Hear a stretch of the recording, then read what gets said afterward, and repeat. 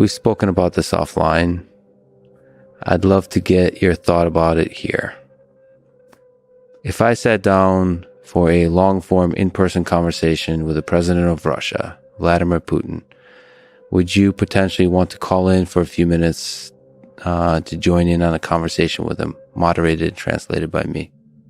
Sure. Yeah, sure. I'd be happy to do that. You've shown interest in the Russian language. Is this grounded in your interest in history of linguistics, culture, general curiosity? I think it sounds cool. Sounds cool, not looks cool. So, well, it takes a moment to read Cyrillic. Once you know what the Cyrillic characters stand for, actually, then reading Russian becomes a lot easier because there are a lot of words that are actually the same. Like bank is bank. Mm-hmm.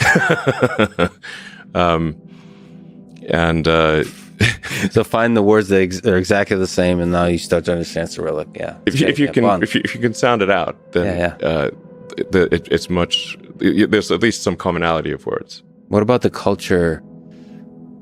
You love great engineering, physics. There's a tradition of the sciences there. Sure. So you look at the 20th century from rocketry. So, some of the greatest rockets, some of the space exploration has been done in the former Soviet Union. Yeah.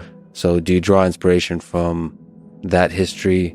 Just how this culture that in many ways, one of the sad things is because of the language, a lot of it is lost to history because it's not translated, all those kinds of, because it is in some ways an isolated culture. It flourishes within its borders.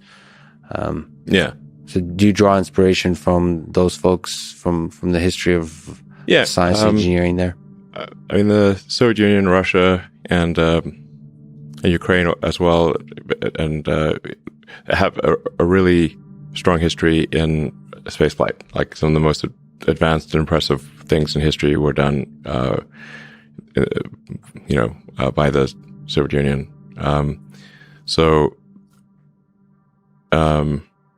One cannot help but admire the impressive rocket technology that was developed.